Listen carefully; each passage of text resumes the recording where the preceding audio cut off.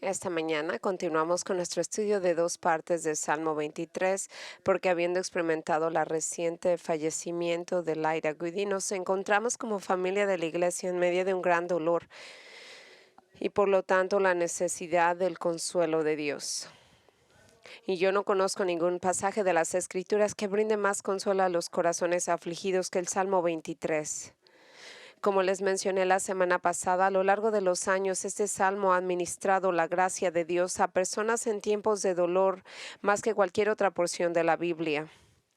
Y aunque hay más de 100 palabras significativas en este Salmo 23, ninguna es más significativa en términos de sanar corazones quebrantados que las palabras que leemos en el último versículo de este Salmo, el versículo 6. Es lo que dijo David: ciertamente el bien y la misericordia me seguirán todos los días de mi vida, y en la casa de Jehová moraré por largos días. En este versículo final del Salmo 23 ha sido llamado la sexta cuerda del arpa de David, y es una que suena como una nota de confianza y seguridad. La razón por la que este versículo final resuena con tanta confianza y seguridad es porque, habiendo experimentado la bondad del Señor hasta este punto de su vida, mientras David mira hacia el futuro, nos dice que está absolutamente seguro de que la bondad y la misericordia de Dios en su vida no cesarán, sino continuarán hasta que esté seguro en el cielo, donde Él morará con el Señor por siempre y para siempre, en donde Él estará ahí con el Señor algún día. Verá, el Salmo 23 es el testimonio de David, el hecho de que Dios ha sido un pastor maravilloso y bondadoso para con él. Y lo que hace el Salmo 23 tan singular es que antes de convertirse en el rey de Israel, David había sido él mismo un pastor, velando por el rebaño de su padre. Sin embargo, al escribir este salmo, David no escribe como un pastor, sino como una de las ovejas del Señor. De modo que el Salmo 23 está escrito desde el punto de vista de un miembro de un rebaño muy agradecido y satisfecho. Y eso es realmente la esencia de este salmo. Como una de las ovejas del Señor, David toma su pluma y escribe en este salmo para hacernos saber que su divino pastor ha sido tan increíblemente amable con él, brindándole todo lo que necesita para llevar una relación saludable con él. Y es por eso que él comienza este salmo con las palabras que ahora son muy famosas: el Señor es mi pastor y nada me faltará. Él está contento, él no desea nada porque el Señor le ha dado todo lo que él necesita. Y así que el versículo 2 al 5 nos dice exactamente lo que el Señor le ha provisto para que él siga caminando en el calor y la sonrisa de su comunión con él. Utilizando el lenguaje de un pastor en relación con una de sus ovejas, David revela lo que Dios ha provisto para él, siendo lo primero que le da es la paz y el descanso en su corazón, para que como una oveja literal se siente tan segura y sabiendo que su pastor está ahí para cuidar de ella. Así que él se puede sentar lo suficientemente cómodo para acostarse y descansar en verdes pastos y aguas tranquilas. Así que las ovejas realmente no son así, son muy nerviosos estos animalitos, pero ahí están cómodos para descansar. Y así es David, dice: yo puedo descansar en el Señor. En el versículo 2, en verdes pastos me hace descansar, me conduce junto a aguas tranquilas, pero sabiendo cuán propenso a desviarse de su pastor hacia el pecado, David nos dice que el Señor también le provee algo más. Él le provee la restauración para su alma, para que cuando él se desvíe, él pueda regresar. Versículo 3 dice: Él restaura mi alma, me guiará por sendas de justicia por amor de su nombre. Porque el Señor lo ama tanto, David dice que cuando él deambula, su pastor lo persigue para restaurar su alma, convenciéndolo de su pecado y llevándolo a restaurarlo, llevándolo al arrepentimiento. Y una cosa más sucede: su pastor lo devuelve al redil y a su comunión, para que de ahora esté con él y una vez más siga caminando con el Señor. Pero al seguir a su pastor, David descubre que a veces está llamado a seguir al Señor a través de caminos muy peligrosos, a lo que él les llama el Valle de la Sombra de la Muerte, que como vimos la semana pasada, una referencia a estos valles oscuros y sombríos en Israel. Pero en un sentido más amplio a lo que se refiere él, son estos tiempos oscuros y difíciles de incertidumbre que todos en algún momento atravesamos. Pero David revela que a pesar del el peligro que implica atravesar estos valles tenebrosos, él no tiene miedo porque Dios suple su necesidad de protección. Y así es lo que dice en el versículo 4, aunque ande en el valle de sombra de muerte, no temo mal alguno, porque tú estás conmigo, tu vara y tu callado me consuelan. Sabiendo que su pastor está junto a su lado, David dice que no tiene miedo ni está ansioso, porque él sabe que su pastor está ahí para protegerlo de sus enemigos. Finalmente, después de completar su viaje a través de aquellos valles oscuros, David nos dice que su pastor, sabiendo que está agotado de todo este difícil viaje y necesitando una buena comida y un buen refrigerio, lo lleva a su casa, donde lo lleva a él como su anfitrión, lleno de su gracia. Su pastor atiende sus necesidades físicas, proporcionándole alimento, agua y aceite para renovarlo. En el versículo 5 dice esto: Tú preparas una mesa delante de mi presencia de mis enemigos y has ungido mi cabeza con aceite, mi copa se desborda. Entonces, este ha sido el testimonio de David, de que el Señor es su pastor y él quiere que todos sepamos que Dios ha sido tan bueno con él, que él ha satisfecho cada una de sus necesidades. Y el propósito de David de decirnos esto es la razón que vemos en este Salmo 23, es para que sepamos que lo que el Señor ha hecho por él, lo hace por todo su pueblo, para ver si usted es una de sus ovejas por fe en Jesucristo, entonces Él le dará descanso a su corazón, Él restaurará su alma, Él protege de sus enemigos, Él suple de sus necesidades físicas.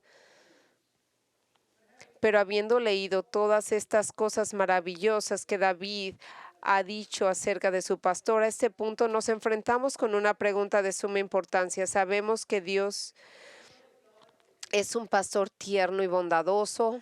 David nos los ha dicho con claridad, pero lo que no nos ha dicho, ¿hasta cuándo durará la ternura y la bondad de Dios para con nosotros? ¿Se cansará algún día de cuidar de nosotros como sus ovejas? Porque después de todo, las ovejas son bastante tontas y como ellas nosotros hacemos cosas tontas y pecaminosas y nos preguntamos, ¿algún día el Señor se va a cansar de proveer para nuestras necesidades, de cuidarnos? ¿Algún día vamos a alcanzar un punto donde el Señor va a decir que ya no va a suplir a nuestras necesidades? Es decir, ¿alguna vez dejará de pastorearnos? Bueno, esa es la pregunta y ese es el tema.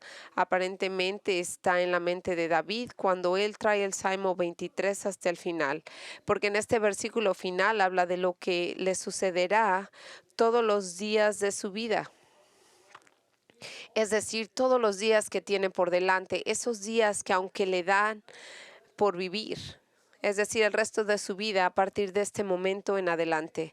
Y verá David lo que nos ha dicho, lo bueno que Dios ha sido con él, pero hasta este punto en su vida, pero ahora procede a decirnos cómo lo va a tratar Dios en el futuro. No solo su futuro en la tierra, sino que lo lleva todavía más lejos para hablar de lo que le sucederá cuando él muera, cuando sus días en la tierra lleguen al fin y comience la eternidad en su presencia. Y lo que David concluye es que su pastor nunca lo abandonará, nunca dejará de cuidarlo, nunca dejará de pastorearlo y satisfacer las necesidades que él sabe que tendrá el resto de su vida. E incluso después de su vida aquí en la tierra, el Señor todavía estará ahí para él, satisfaciendo todo lo que él necesita. ¿Y qué es lo que David necesita para enfrentar el futuro? Bueno, ese es el tema del versículo final de este salmo. Como David nos dice, él está seguro de que sea lo que sea que le depare el futuro, él sabe que Dios seguirá siendo su pastor y por lo tanto seguirá proveyendo para él. Y lo que el Señor proveerá para partir de este punto en adelante es la cosa más grande que necesita un hombre. y eso es su bondad. Versículo 6. Ciertamente el bien y la misericordia me seguirán todos los días de mi vida, y en la casa de Jehová moraré por largos días. Ahora, cuando David concluye esta obra maestra, con esta conclusión acerca del Señor, basándose en lo que él sabe acerca de su pastor, sabiendo que Dios siempre ha sido bueno con él, siempre lo ha tratado con tanta bondad para satisfacer cada una de sus necesidades, David sabe que puede contar con la bondad. Él sabe que él puede contar en la bondad, en su amor, que lo seguirá todos los días de su vida. Ahora, sabemos que eso es lo que David está diciendo en este versículo, porque podemos leer sus palabras y son muy claras. Pero lo que queremos hacer es entender lo que David quiere decir con esto cuando él dice, y que podamos nosotros reflexionar un poco más cuando leemos estas palabras. Eso es el punto de lo que estamos entendiendo bíblicamente, el tratar de entender de lo que la persona que estaba escribiendo quería decir. Ahora, para empezar, entonces es importante notar que David comienza esta oración con la palabra ciertamente. Ahora, esta palabra en particular hebrea se traduce en dos modos diferentes, como solo o seguramente. Y aquellos que piensan que debería de traducirse como solo, creen que lo que David está diciendo es que en el futuro solo la bondad y la misericordia de Dios los seguirán, con la exclusión de cualquier otra cosa, incluso la adversidad. Es decir, la bondad de Dios hacia él es tan grande que cualquier otra cosa como la adversidad ni siquiera será digna de ser considerada o mencionada, porque todas estas cosas no van a ser mencionadas, porque realmente no van a ser, es lo que algunos dicen. Pero esto no puede ser lo que David está diciendo, porque la Biblia enseña que la adversidad es una realidad para cada creyente.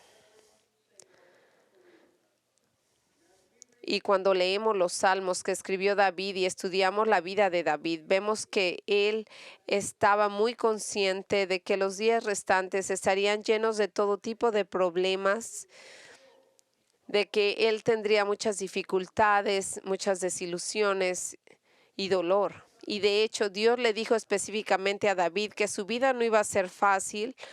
Leemos en 2 de Samuel 12, del 9 al 11. ¿Por qué menospreciaste la palabra de Jehová, haciendo lo malo delante de sus ojos? Has matado a espada a Urías el Eteo, has tomado a su mujer para que sea tu mujer, y lo has matado con la espada a los hijos de Amón. Ahora pues, la espada nunca se apartará de tu casa, porque has despreciado y has tomado a la mujer de Urías el Eteo para que sea tu mujer. Tu propia casa incluso tomará vuestras mujeres delante de vuestros ojos, y les daré a vuestro compañero, y él se acostará con vuestras mujeres en plena luz del día. Y ahora lo que leemos aquí es que Dios disciplinó severamente a David por su pecado con Betsabé y contra Urías, el esposo de ella, dándole mucha adversidad en su vida. Y observe que esta disciplina será muy larga y continuará toda la vida de David. Es decir, David experimentaría violencia continua relacionada con su familia, tal como él ha sido violento al asegurarse que Urías fuera asesinado por una espada. Y debido a que David había hecho mal a la familia de Urías, David experimentaría el mal en su propia familia, y eso es exactamente lo que la palabra de Dios nos dice que pasó.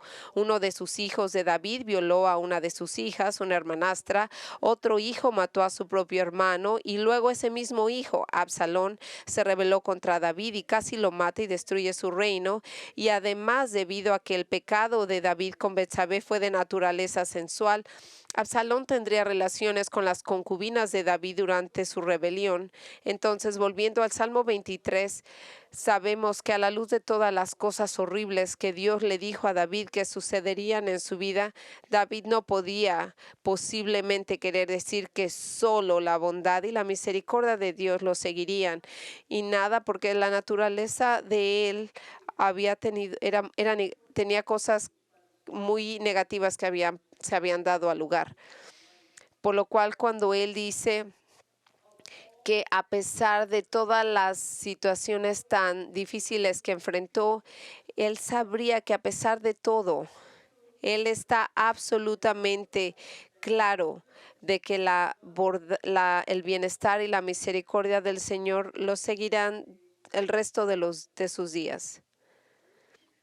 Ahora, esto es una verdad en la que tenemos que detenernos y pensar y digerir por nosotros mismos, porque a veces todos nosotros, si somos honestos, tendríamos que admitir que hemos tenido problemas para creer que Dios es bueno y amable con nosotros cuando estamos pasando por momentos difíciles, sufriendo mucho. De hecho, a veces cuando estamos pasando por una prueba dura y dolorosa, es mucho más fácil creer que Dios es soberano y poderoso que creer que Él es bueno y amoroso. Entonces consideremos cómo entender las palabras de David cuando él dice, ciertamente el bien y la misericordia me seguirán todos los días de mi vida. Para empezar, es importante entender el significado de estas dos palabras, bondad y misericordia. La palabra hebrea para bondad esencialmente significa aquello que mejora o promueve el bienestar de uno, algo que es beneficioso y útil. Y la palabra hebrea que se traduce como misericordia es exactamente lo que quiere decir, es bondad, favor, amor constante. De hecho, esta palabra en realidad proviene de otra palabra hebrea que dice doblarse o inclinarse, arrodillarse. Entonces, el pensamiento detrás de esta palabra es que el amor de Dios por nosotros es condescendiente, en el sentido de que Él, se inclina para servirnos, siendo amable, misericordioso para con nosotros y extendiendo su gracia y favor. Entonces, lo que David está diciendo es que está absolutamente seguro de que a lo largo de su vida, hasta el día de su muerte, la bondad de Dios, aquellas cosas que promoverán su bienestar y la misericordia de Dios, sus actos de compasión y gracia, lo seguirán. Y por seguirlo, David no quiere decir que simplemente lo acompañarán despreocupadamente o casualmente, como si no tuviera nada mejor que hacer. Verá, la palabra que David eligió usar aquí es seguir, es perseguir, es como con dedicadamente seguir a alguien. Es la palabra misma que se usa cuando dos tropas militares se persiguen unas a las otras. Entonces lo que David está diciendo es que Dios está tan decidido a extender su bondad y amabilidad hacia él que nunca lo dejará fuera de su amoroso cuidado. El Señor se asegurará de que Él persiga continuamente a David con su bondad y misericordia hasta el mismo día de su muerte. Charles Spurgeon llamó a estas dos divinas virtudes de bondad y misericordia los ángeles guardianes gemelos de Dios, y él dijo, estos ángeles guardianes gemelos siempre estarán conmigo a mi espalda y a mi entera disposición, así como los grandes príncipes salen del extranjero y no deben ser desatendidos. Así es el creyente, la bondad y la misericordia lo siguen siempre, todos los días de su vida, los días negros, así como los días brillantes, los días de ayuno, así como los días de fiesta, los días tristes de invierno, así como los días brillantes de verano. Entonces, amigos, la pregunta a enfrentarnos es, ¿cómo es que la bondad y la misericordia de Dios nos sigue tan diligentemente y sin embargo al mismo tiempo podemos sufrir tanto? ¿Cómo reconciliamos la bondad de Dios con nosotros cuando estamos experimentando tanto dolor? Bueno, antes que nada es importante entender que esta realidad de experimentar la bondad de Dios como el sufrimiento del dolor al mismo tiempo es una experiencia que solo se encuentra en la vida de alguien que es un verdadero creyente en Jesucristo. Verá, David está hablando como una de las ovejas del Señor y está hablando a otros que son parte del mismo rebaño de creyentes. Ahora, esto es un punto esencial porque Él no está diciendo que la bondad y el del Señor lo puede seguir a alguien que ha rechazado la salvación. Así que nosotros entendemos que esta es una experiencia única de alguien que ha sido convertido, de alguien que conoce a Jesús como su Señor y Salvador. Ahora, yo realmente no esperaría que una persona que no es creyente entendería las palabras de David. Para la gente que no está en Cristo, el sufrimiento y el dolor realmente quiere decir que el Señor no es poderoso para parar el sufrimiento, o que el Señor es poderoso, pero que no es bueno y amoroso. Así que una persona, yo me acuerdo que leí hace mucho tiempo que trataba de entender una gran tragedia que cayó en unos niños. Esta persona dijo: el Señor se equivocó esta vez. Usted ve, un creyente verdadero nunca diría tal cosa, porque él sabe que el Señor es perfecto, que él nunca tendría que pasar por esos errores, él nunca tendría un error como esto. Y él también sabe que el Señor es soberano y que él es poderoso, así como es amoroso. Pero sabiendo estas verdades, no quieren decir que no tenemos dificultades cuando tratamos de reconciliar, porque un Señor que es tan amoroso, que nos promete bondad y días buenos, porque en su plan soberano nos manda dolor y sufrimiento al mismo tiempo. Ahora, ¿cómo bíblicamente nosotros podemos conciliar esto? Es importante que nosotros sepamos que cuando tenemos la tentación de dudar la bondad y el amor del Señor, nosotros podemos siempre regresar a esta tentación de dudar de lo que dice Dios al mismo Satanás. Ahora sabemos que estas dudas vienen del enemigo de nuestra alma, porque lo hizo desde el principio, desde la creación del hombre, cuando Satanás estaba hablando con Eva en el jardín, cuando él astutamente le dijo y acusó al Señor de que no era bueno, de que no tenía el interés mejor. Y esto es lo que dijo en Génesis 3:1. Ahora bien, la serpiente era más astuta que cualquier bestia del campo que Jehová había hecho, y él le dijo a la mujer: ¿de verdad ha dicho Dios que no comerás de ningún árbol del jardín? Y la mujer le dijo a la serpiente: del fruto de los árboles del jardín podemos comer, pero del fruto del árbol que está en medio del jardín, Dios ha dicho: no comerás de él ni lo tocarás, porque morirás. La serpiente le dijo a la mujer: ciertamente tú no morirás, porque sabe Dios que el día que tú comáis de él serán abiertos vuestros ojos y seréis como Dios, sabiendo el bien y el mal. Ahora, observe la progresión del mal del diablo. Primero tentó a Eva a dudar de su comprensión de la palabra de Dios. ¿De verdad ha dicho Dios que no comeréis de ningún árbol del jardín? Es decir, debes de estar equivocada, Eva, en tu interpretación de lo que Dios te dijo a ti y a Adán, porque eso no suena bien. ¿Dios realmente te diría que no comieras de cierto árbol de su jardín? Eso no suena bien, algo está mal. Luego, después de esa tentación inicial de dudar de la palabra de Dios, pasó a negar rotundamente la palabra de Dios como una verdad. Satanás le dijo: eso no es cierto. Y siendo el mentiroso que es, dijo: ciertamente tú no morirás. Y así le dice, y luego le dijo: tú nunca vas a morir. Eso no es cierto. Él estaba hablando de una muerte física, pero era una muerte espiritual aquí. Y luego finalmente acusó a Dios de no preocuparse por ella y por Adán, insinuando que si Dios se preocupara por ti, entonces ciertamente no te negaría este fruto.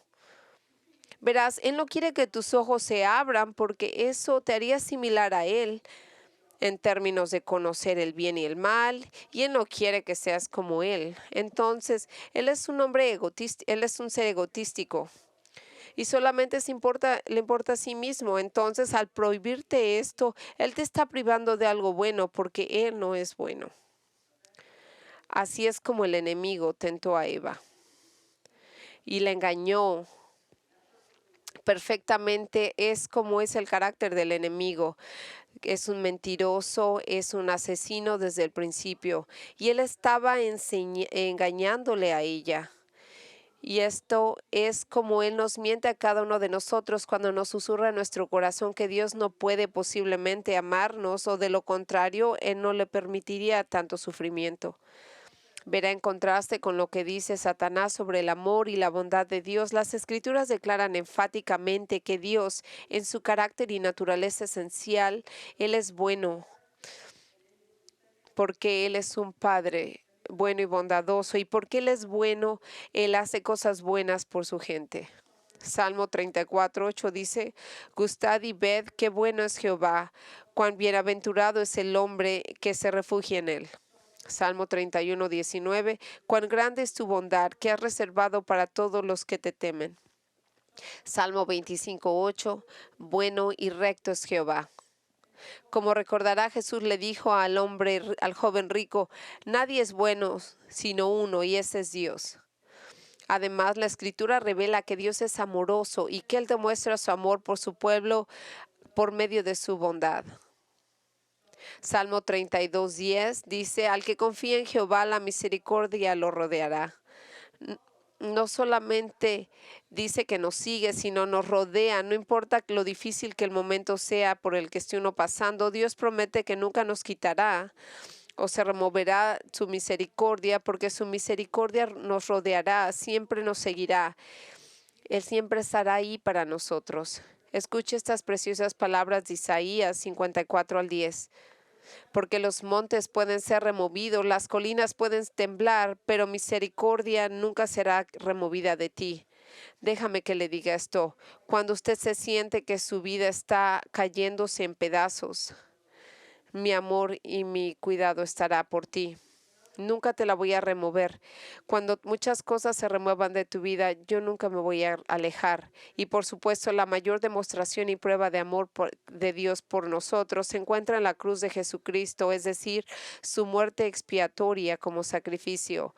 Romanos 5:8, pero Dios demuestra su amor para con nosotros, que siendo aún pecadores, Cristo murió por nosotros. El apóstol Juan amplía el amor redentor de Dios por nosotros en Cristo cuando dice en el primero de Juan 4, del 9 al 10, en esto se manifestó el amor de Dios en nosotros, en que Dios envió a su Hijo unigénito al mundo para que vivamos por Él. Y esto consiste el amor, no que amamos a Dios, sino que Él nos amó y envió a su Hijo en propiación a nuestros pecados. Entonces, si todo esto es cierto y lo es, que Dios es bueno, amoroso, amable, entonces, y una vez más yo planteo esta pregunta, ¿por qué sufrimos tanto? ¿Por qué experimentamos tanta calamidad, dolor y angustia en nuestras vidas? Quiero decir, si la bondad y la misericordia están tan ocupadas persiguiéndonos, entonces, ¿por qué todavía enfrentamos el dolor de la enfermedad, de la traición, de una crisis financiera, de la soledad, de alguien que amamos mucho, la partida o muerte de alguien que amamos, la soledad, desastres, accidentes? ¿Por qué? Bueno, francamente, no siempre sabemos por qué sufrimos. A veces solo tenemos que admitir honestamente que no sabemos por qué Dios envía el sufrimiento a nuestras vidas y que no entendemos cómo es que este sufrimiento funciona con su bondad y su amor siguiéndonos.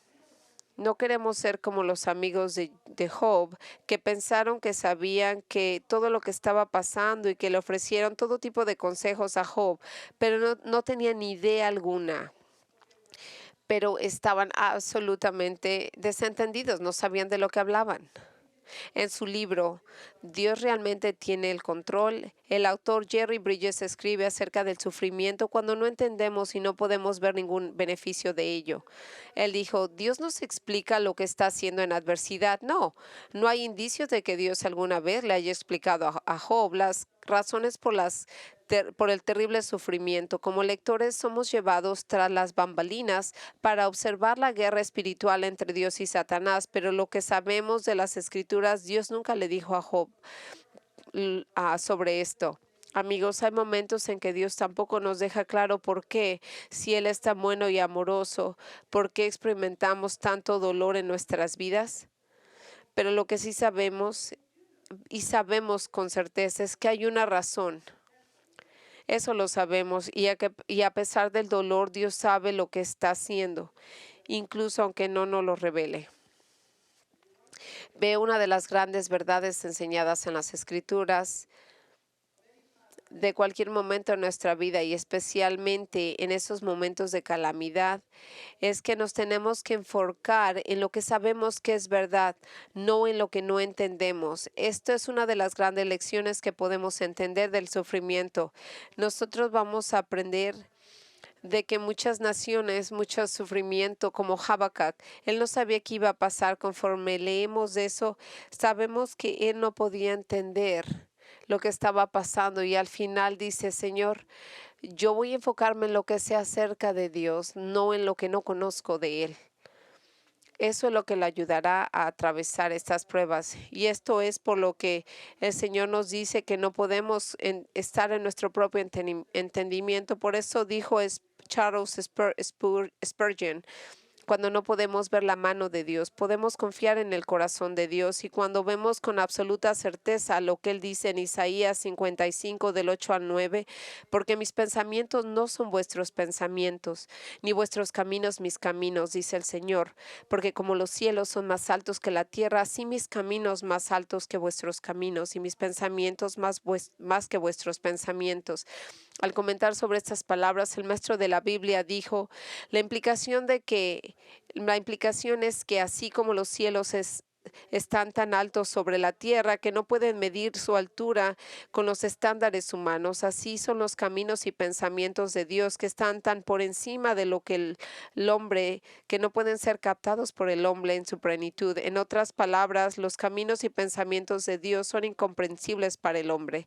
Escuche, hay momentos en los que simplemente no entendemos cómo reconciliar el amor de Dios con el dolor que ha enviado a nuestras vidas, pero no tenemos que entenderlo, porque Pablo escribió que caminamos por fe y no por fe por lo que vemos. La única manera que podemos tener paz en medio de dolor es aplicando nuestra fe. Él nos dio esa fe, porque podemos aplicar es creer realmente en nuestro corazón que lo que dice en su palabra es verdad, que sus virtudes gemelas de bondad y misericordia realmente nos siguen, incluso cuando no podemos verlas y las dudas nos atacan. Nos aferramos a ellas y con esas mismas sabemos que Dios es sabio y que ha enviado el dolor a nuestra vida por una buena razón que solamente Él conoce y que no tiene que hacernos saber. Recuerde la gran verdad de Deuteronomio 29:29. Las cosas secretas pertenecen a Jehová nuestro Dios, pero las cosas reveladas nos pertenecen a nosotros y a nuestros hijos para siempre. A veces nuestro sufrimiento y el dolor pertenecen a las cosas secretas del Señor. Y así, aunque a veces no entendamos el propósito para ellos, Él siempre tiene un propósito. Una vez más, escuche estas palabras de Jerry Bridges. Si vamos a experimentar paz en nuestras almas en tiempos de adversidad, debemos llegar al lugar donde verdaderamente creamos que los caminos de Dios simplemente están más allá de nosotros y dejar de preguntarle por qué o incluso de determinarlo nosotros mismos. Esto puede parecer una evasión intelectual, una negativa a lidiar con los problemas realmente difíciles de la vida. De hecho, en lo contrario, es una redención a la verdad acerca de Dios y nuestras circunstancias, tal como Dios nos revela en su palabra.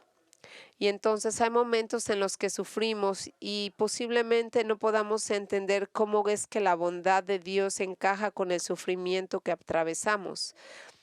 Pero entonces hay otros momentos en los que Dios nos da una idea o una explicación sobre el propósito de nuestro sufrimiento.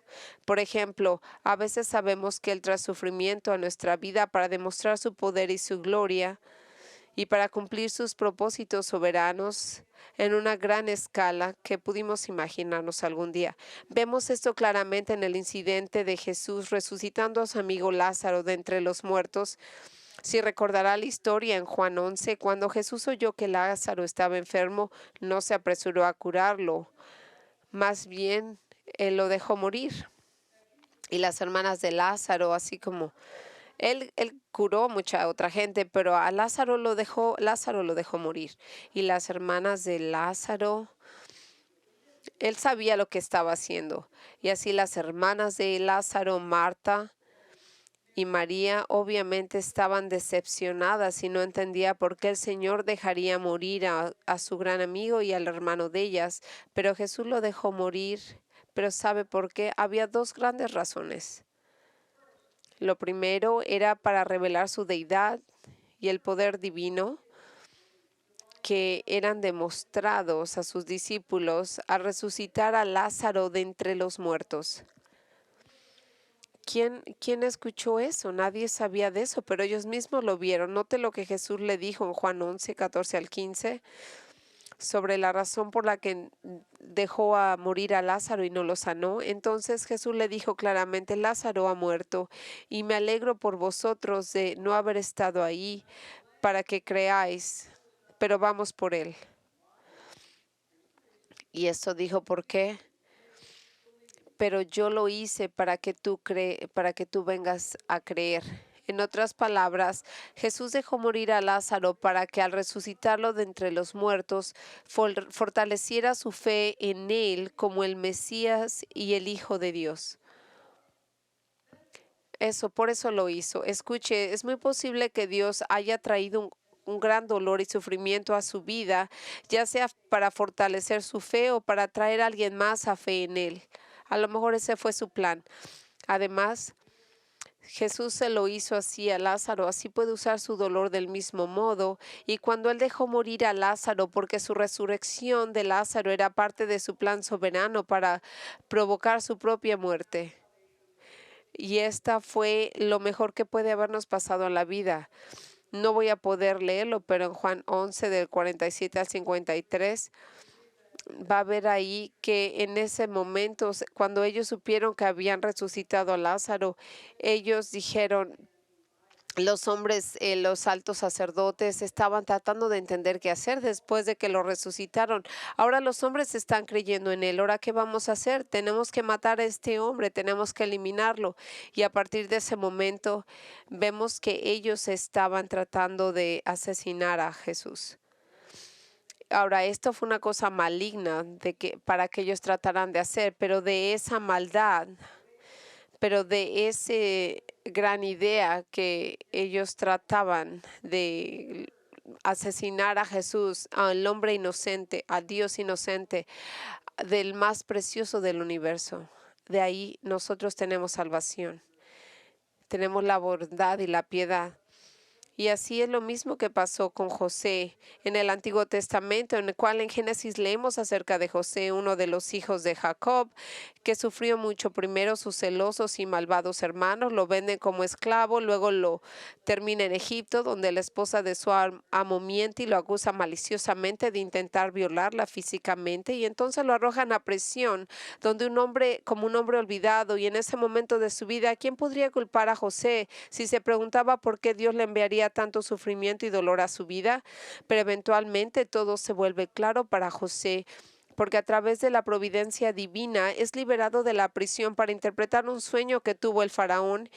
Y el faraón está tan impresionado con José que lo convierte en su primer ministro de Egipto, porque ahora está en la posición de salvar a toda la nación judía de morir debido a la inacción de una hambruna mundial. Y aquí leemos en Génesis 50:20 el mismo testimonio de José de cómo él sufrió tanto dolor, y la bondad y la misericordia de Dios nunca dejaron de seguirlo.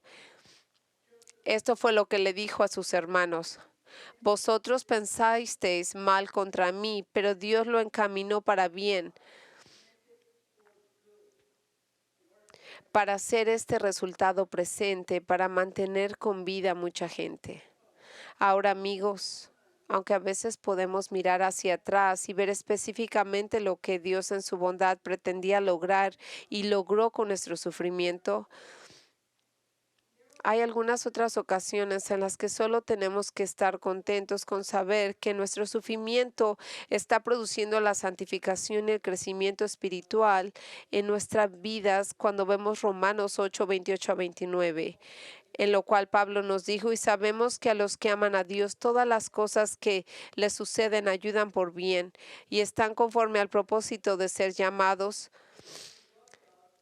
porque a los que conoció también los predestinó para que fueran hechos conforme a la imagen del Hijo, para que Él sea el primogénito entre muchos hermanos, porque a ellos los predestinó a que fueran similares a la imagen del Señor. Pero esta es una razón por las cuales atravesamos por el sufrimiento, para ser más como el Señor en nuestro sufrimiento. Pero ¿qué es este crecimiento espiritual, esta conformidad a la imagen de Cristo? Bueno, por tanto, da como resultado que nos volvamos a la palabra de Dios, para que volvamos a comprometernos a aprender y obedecer las Escrituras. Salmo 119:67: antes de ser afligido estaba descarriado, pero ahora cumplo tu palabra. Salmo 119:71: bueno me es estar afligido, para que aprenda tus estatutos. Así el sufrimiento en nuestra vida produce una nueva y renovada devoción a la palabra de Dios. Verá, el sufrimiento a menudo llama nuestra atención porque nada más lo hace, por lo que nos lleva siempre de regreso a la Biblia, a la palabra del Señor, y nos da una nueva visión, un nuevo entendimiento de la palabra. El reformador alemán Martín Lutero dijo esto: si no fuera por la tribulación no entendería las Escrituras. Yo lo entiendo. Yo he dado un mensaje similar hace mucho tiempo, y cuando alguien me dijo acerca de ese servicio, yo dije algo intelectualmente. Ahora te lo doy por experiencia propia. El crecimiento espiritual también resulta ser una de las cosas más humildes, el ser humillado por nuestro sufrimiento, es ser más dependientes del Señor. Nos causa estar nosotros, nuestras debilidades pecaminosas, las vemos como nunca antes y somos más compasivos a medida de que aprendemos a ser sensibles y considerados con los demás que también sufren, independientemente de lo que sepa o no sepa acerca de Dios y por qué ha permitido sufrimiento. La conclusión debe de ser que usted siempre tiene que confiar en el Señor, tal como lo hizo David, de que confiar que la bondad y misericordia de Dios lo perseguirán, que nunca lo dejará y que siempre estará con él todos los días de su vida. Y cuando uno sea viejo y llegue al final de sus días, podrá mirar hacia atrás y testificar que Dios siempre ha sido bondadoso con usted. Tal como David lo dijo en Salmo 37:25: fui joven y ahora soy viejo, pero no he visto al justo desamparado. Y amigos, ese es el mismo punto en el que está haciendo en el Salmo 23, que este maravilloso pastor suyo, que ha tenido la bondad de darle paz en su corazón, restauración de su alma, protección de sus enemigos y refrigerio físico para sustentar su vida, seguirá siendo bondadoso con él hasta que se acerque hasta su último aliento. Pero ¿qué es lo que pasa después de esto? Lo que sucede después, cuando una oveja del Señor fallece, el Señor deja de proveer, Él deja de cuidar a las ovejas porque ha terminado la vida. No, David nos dice lo que pasa cuando Él nos dice en las últimas palabras del Salmo 23, lo que Él sabía que iba a pasar después de su muerte. Y esto es lo que dice: y en la casa de Jehová moraré por siempre. Qué manera tan magnífica de terminar este salmo. David todavía está hablando de la bondad de Dios. Nos dice que incluso cuando él muera, el Señor siempre seguirá siendo bondadoso con él, porque al morir será llevado a la presencia del Señor, donde morará con él en su casa para siempre. Y verá, al referirse a la casa del Señor, David no está hablando de vivir en el templo de Jerusalén, porque el templo aún no está construido. De hecho, no se construirá durante la vida de David, fue construido más tarde, porque en ese templo nadie puede vivir por siempre, no como lo dice la Escritura. Así que cuando David dice: cuando yo moraré en la casa del Señor por siempre, él no está hablando no de la casa aquí, sino más bien en el cielo, el lugar que Jesús le dijo: la casa de mi Padre, donde hay muchas habitaciones. En otras palabras, David sabía que la bondad y la misericordia de Dios nunca dejarían de seguirlo. Sabía que lo seguirían todos los días de su vida. Y luego, cuando muriera, lo seguirían hasta la presencia de Dios, donde pasaría toda la eternidad. Verá, amigos, David está usando la expresión de casa del Señor para hablar del cielo. Estaba absolutamente seguro de que que después de su muerte iría al cielo, y ese es el tipo de certeza que todo creyente en Jesucristo puede y debe de tener. Jesús le dijo a sus discípulos en Juan 14, 2 al 3, en la casa de mi Padre hay muchas moradas, y si no fuera así, os no lo hubiera dicho. A mí me encanta. Si no fuera así, yo te lo hubiera dicho, porque yo siempre hablo la verdad. Y voy a preparar un lugar para vosotros. Y si me fuere y os preparé un lugar, vendré otra vez y os tomaré conmigo, para que donde yo estoy, vosotros también estéis. Ahora escúcheme atentamente. La razón por la que hay un lugar en el cielo preparado para aquellos que han creído en Jesús es porque al dejar a sus discípulos, el Señor estaba diciendo que los iba a dejar al morir en la cruz por sus pecados. Verá, en su muerte en la cruz, Jesús estaba tomando el lugar de aquellos que llegarían a creer en Él, para que Él fuera juzgado por Dios el Padre en su lugar. La ira que mereceríamos a causa de nuestros pecados, Él asumiría como nuestro portador sustituto del pecado para que pudiéramos ser perdonados de todos nuestros pecados y finalmente reconciliados con Dios. Y es por eso que la bondad y misericordia de Dios nos seguirán a un creyente todos los días de nuestra vida en la tierra, y luego nos seguirán hasta el cielo, donde moraremos con el Señor para siempre. Ahora, esta es nuestra cierta esperanza, es nuestro futuro, no es algo como que esperamos, no, esto es lo que todo cristiano tiene garantizado como su futuro. Es algo que cada cristiano tiene que tener con certeza y entusiasmo de que algún día va a estar en el paraíso, pero lamentablemente esto no es siempre así, y la razón por la que algunos cristianos no esperan ansiosamente el cielo es porque él tiene la visión equivocada del cielo. Verá, algunos creyentes creen que el cielo es como un lugar donde la existencia será algo aburrido y monótono. Se imagina que van a estar flotando haciendo tareas tediosas por toda la eternidad, pero nada puede estar más lejos de la verdad. Nada. Randy Alcorn, autor de un libro fantástico sobre el cielo, si no lo tiene, por favor, adquiéralo. También escribió un artículo hace algunos años donde explica lo emocionante que será el cielo, y esto fue lo que él dijo. Hogar como término para el cielo no es simplemente una metáfora, describe un lugar físico real, un lugar afectuosa familiaridad, comodidad y refugio. Las escrituras a menudo hablan de banquetes y fiestas en el cielo. Nos sentaremos a la mesa con las personas que amamos y sobre todo con el Jesús que amamos. En Apocalipsis 21 y 22 nos dice que Dios traerá el cielo a esta nueva tierra al descender para morar allí con su pueblo. Habrá maravillas naturales, un gran río y el árbol de vida produciendo diferentes frutos cada mes. Debemos anticipar grandes visitas, sonidos, olores, sabores, conversaciones deliciosas. En este nuevo mundo, sus siervos les servirán. Y eso significa cosas que hacer, lugares a donde ir, gente a quien ver. Como personas resucitadas viviremos en la nueva tierra, no en un reino angélico, no terrenal para el espíritu. Viviremos en nuestros cuerpos resucitados, en una tierra resucitada, donde el Jesús resucitado gobernará en el trono de la ciudad, capital de la nueva tierra, un Jerusalén resucitado, y reinaremos con él como justos, gobernando la tierra para la gloria de Dios.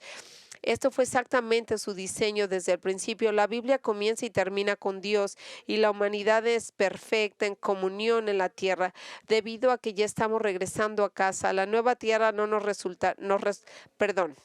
la nueva tierra nos resultará familiar porque será la vieja tierra resucitada, como nuestros cuerpos serán nuestros viejos cuerpos resucitados. La nueva tierra será el hogar para siempre que siempre hemos anhelado. Cuando captamos la realidad de la nueva tierra, nuestras vidas presentes de repente importan.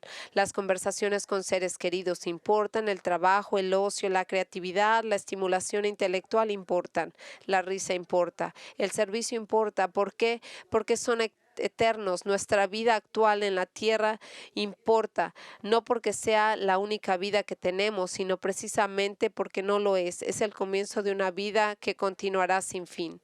Amados, esta vida que estamos aquí continuará por siempre con la bondad y la misericordia de Dios, pero solo confiando en Jesucristo como Señor en y su Salvador durante esta vida. Verá, después de que usted muera es demasiado tarde. Usted tiene esta oportunidad ahora que está vivo. Y cuando usted viene al Señor para su salvación, no solamente lo va a perdonar de todos sus pecados y le va a llenar ese vacío en su vida, pero Él lo va a pastorear por medio de su amor, de su bondad, hasta el día que usted muera. Y ahí lo va a llevar al paraíso donde usted va a disfrutar aún más de su amor por siempre. Así que antes de que sea demasiado tarde, venga a Él.